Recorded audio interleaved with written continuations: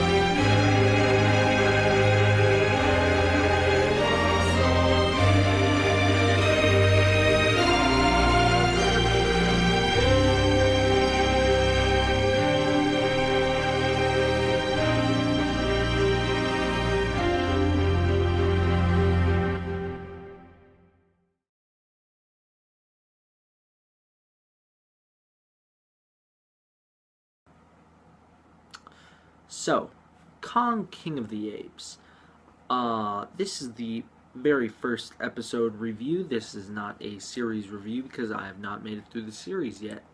This episode is called The Adventure Begins, and it came out recently. I'm not sure when it came out, but I watched it yesterday. Now, I just want to get something right off the bat here. Or something off my chest, I guess. I didn't want this show. I didn't see the need for it, and I didn't like the premise for it.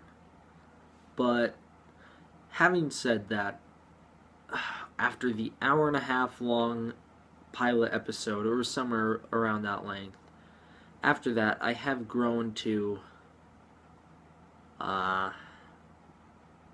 like-ish this show. It's growing on me, I guess.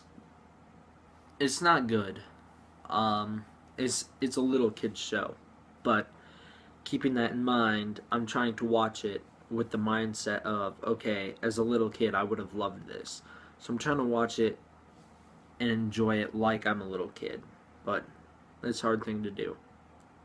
So I guess here's the plot of the show. It takes place in the year 2050.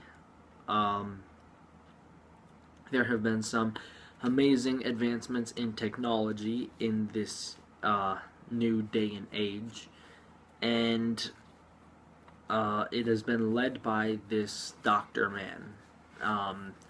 Not sure what his name is, honestly. I only know a couple of the characters' names, and it's probably going to take me a few episodes to learn everyone's name. So the show opens with, we see a baby gorilla that is Kong. We see a baby Kong, he is the size of like a monkey, and he is being hunted by these two poachers. Now, he is saved by this little boy Lucas, the son of the scientist from earlier, and then they go back to their houseboat with the kid's brother, his twin brother, who is named Richard, I think. Let's see, Richard, yeah, that's his name. Now here's some problems already. So, the brother is just the most over-the-top villain you could ever get. From the very first second he showed up, I thought, when I very first started the episode, I started thinking, okay, maybe the whole show we're going to have these two poachers as villains. Like, that wouldn't be great, but at least it'd be something, right? But then we get this brother introduced as a little kid, keep in mind, named Richard, and right away it is super obvious he is the villain. From here, Kong just grows pretty much overnight into King Kong size, and then he's Kong. He makes a run for it. He breaks their houseboat, which is the villain's motivation. Yeah, you heard me. The villain's motivation for wanting to kill Kong is that Kong accidentally broke his houseboat. Yeah. So from here, the three characters, they move off to this, they have like a tree, they have like a, sanctuary in the mountains that they move to in the Red Forest of San Diego, I think, or whatever it's called. It was in Rise of the Planet of the Apes. That's where the apes live in Dawn of the Planet of the Apes, just if you didn't know that. So they live there, and the main character, Lucas, and Kong have this relationship where Lucas refers to Kong as bro nonstop. Everyone refers to Kong as bro. Everyone who's friends with him does. But so they have this relationship. They build this tree fort, and yeah. Well, two other people come and live with them, and those other people are the Mexican maid and the Mexican parrot. Now, I don't know if any of you have ever seen a real-life parrot before. I have. And this cartoon is where all these parrot stereotypes come from, yeah. Parrots are not intelligent like the one in this show. And I know it's a cartoon, I'm being too hard on it, but like, if this was a real parrot, there's a scene when, like, the Mexican maid girl is like, oh, welcome home, I brought cookies. And then the parrot's like, we got cookies, we got lemonade, or something. If that was like a real parrot, she'd be like, we got cookies, and then just be like, houseboat? They're like, what? They'd be like, houseboat, lemonade. That's the kind of thing a real parrot would do, and then it just start screaming out of nowhere, because that's how parrots are. But this one in this show is like a super parrot, because it's really smart. It also has a robot arm, bionic wing. So, from there, Kong is discovered because we jump 10 or so years into the future. I skipped over a whole plot point, didn't I? Okay, so the science dad, right? I don't know his name. The science dad, him and Richard make this like laboratory, and Richard wants to build a robot dinosaur, right? So he builds this dinosaur, and then he gets all obsessed with it needs to be smooth, and you can't help me because this is my creation. So he goes and turns on the lasers, which he was told not to do earlier in the episode, giving us, hammering in that very first point that it just wants to shove in your face for little kids. It just takes and slams it right in there, right? So the very first thing it wants you to learn for little kids is you need to obey your parents, because now this little kid, he goes into that room, he starts working with the lasers, and then explodes himself, okay? So now he has a giant hole in his face, and Kong goes in and helps him. But the little kid still hates Kong for some reason. In fact, he swears revenge on him, and for no reason. Kong saves his life, and the little kid just gets angry because now he has a hole in his face because he decided to blow himself up. It's not like Carl Grimes' situation where he's just got the eye shot out. No, it's like they hooked him up with this robot pad right here. It's like that for the first like 5 minutes after we see it or so, and then he actually does, when 10 years in the future when we do the time skip, it is like a whole face piece and it looks a lot better. That kid's probably one of the best designed characters in the show. So from there, Kong is discovered because he saves three hikers, this dad and then his two little kids. He saves them from a landslide, and then the media finds out about Kong, and he is put on Alcatraz Island, now called Kong Island, that has another name, is like the biological something or other. And the dad and the brother Richard have been working with bionics this whole time, and they're like the leading advancements in the bionics field in the future. Meanwhile, Lucas has been traveling the world collecting endangered animals and hybrid animals, such as their two ligers, heavily featured in this episode. So, here, we meet the fembot from Austin Powers, pretty much. No, we meet, I don't even know her name. It's like Bottilla. That's her name. We meet Bottilla. She is Richard's robot girl helper, and the black character, who just seems like a major ripoff of what's his name from Godzilla, the animated series from the late 90s, early 2000s. You know what I'm talking about? He always called Nick Hefe. If you know who I'm talking about, you're a pretty cool guy. Yeah, so that ripoff character's in this show, just basically there to flirt with Bottilla and help Lucas collect endangered animals. Now, from here, what really happens is the police are like, Kong is a dangerous animal. As much as you want to say he's friendly, he has the ability to climb the Empire State Building and throw airplanes all over the place. They don't say that, but we all know that's Kong has the capability of doing that. Although I don't think this Kong would. First of all, this Kong's really friendly for whatever reason. I guess just because he's been raised with people. But also, this Kong's a giant crybaby wimp. We'll get into that later. So, from here,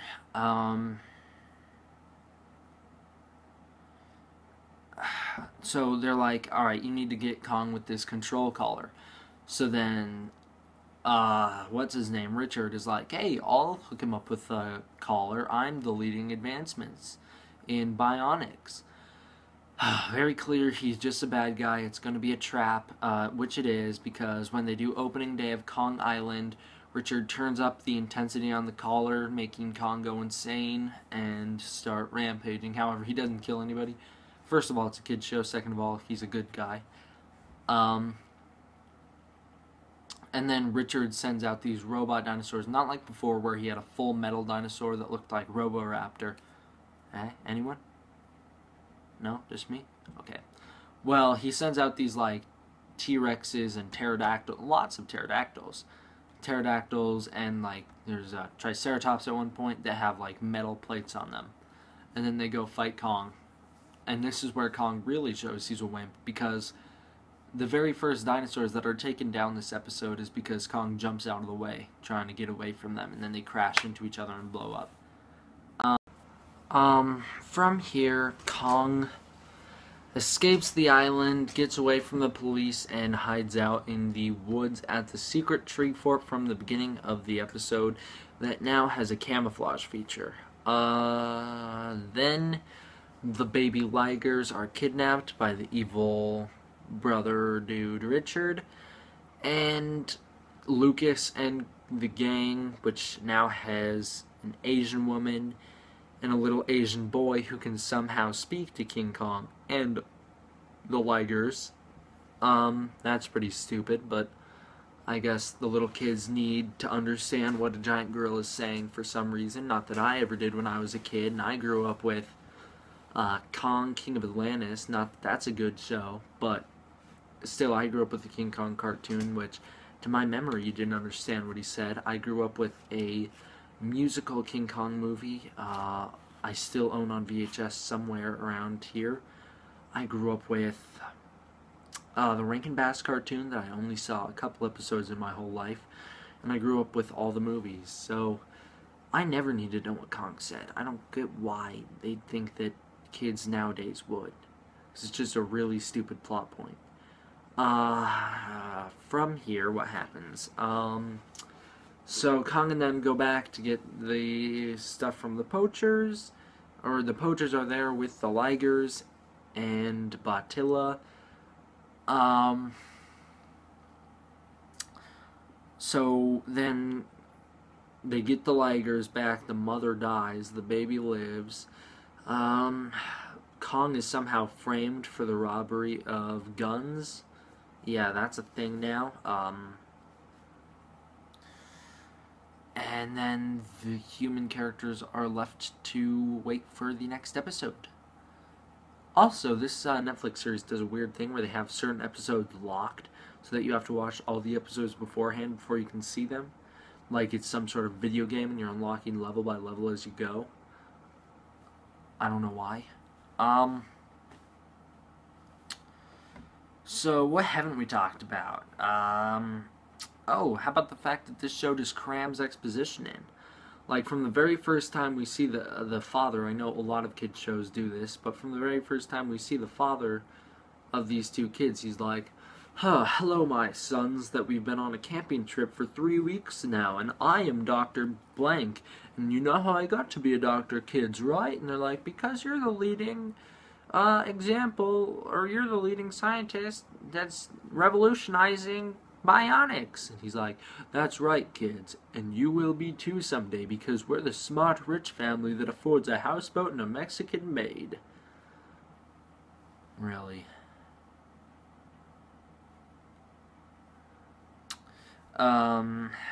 So from here, we get some really cheap allegory just slammed right in there, too.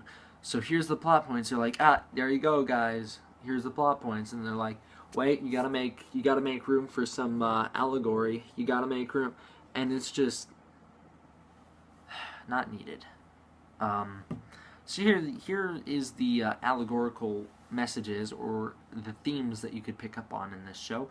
Bionics are bad because every time bionics are pretty much involved, other than with the parrot's arm, they go bad.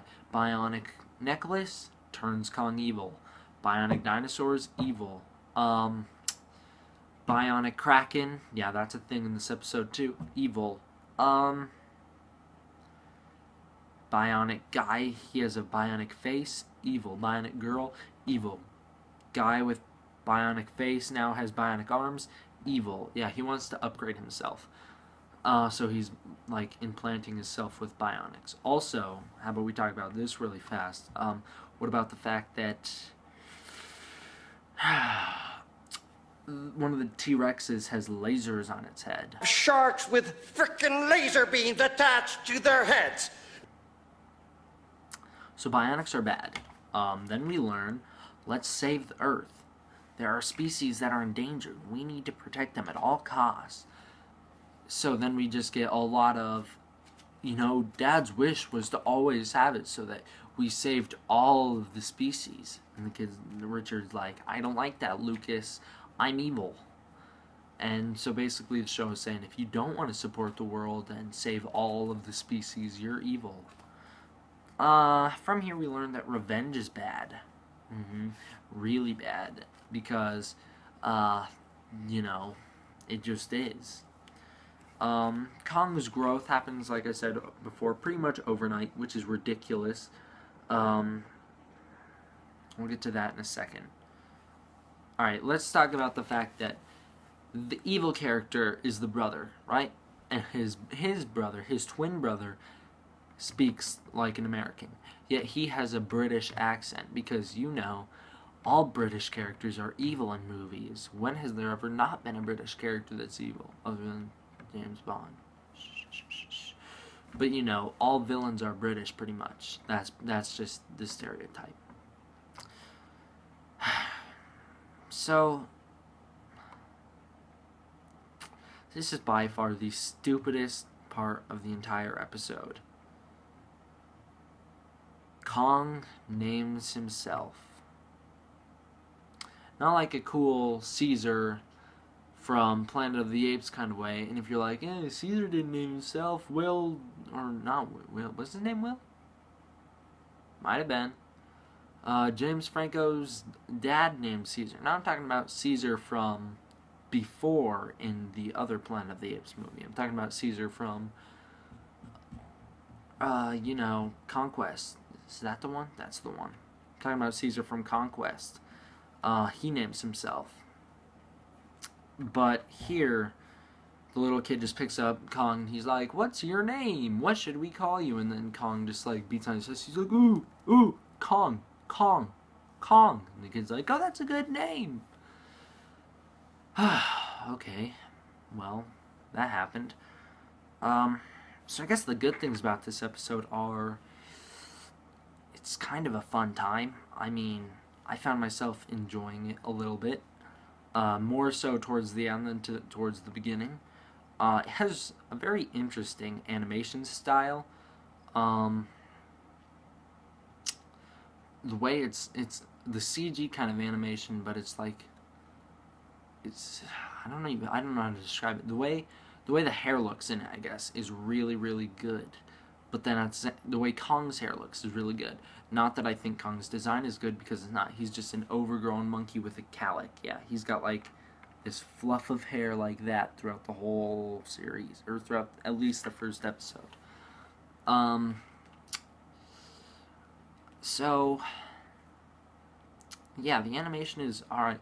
The human characters, like their hair. You see my hair, how it just seems like all smooth in one layer? Well, the human characters, they've got like here, so it's like from here it starts out way up here, and then it like progressively goes in. It's really weird. But I think the animation style is good. None of the voice actors are bad per se, other than the fact that the brother is British, but that could just be a nitpick. That could just be for little kids to understand that this is a bad guy and most bad guys are British, so maybe that'll help them understand. Like I said, this show is meant for little kids, not kids my age. I'm not really a kid, I'm a teenager, but not people my age. It's not meant for people like me. It's meant for people like 7 years old and younger probably, but I'm watching it because it's got the name of one of my favorite things on earth, Kong. So, it's an okay show. I guess trying to put it into my child mentality factor, I would give it a 6 out of 10. 6 out of 10 on an average TV show rating. That's okay. The show, like I said, is growing on me. I started out not liking it at all, but then again, I have not gotten to the jetpacks yet. When Kong starts wearing a jetpack, that could be make or break for me. It could be like, yeah, they do it really well. They actually handle it well, but then again, I'm not going to be. I'm going to be like, oh, that's stupid. Why? Why?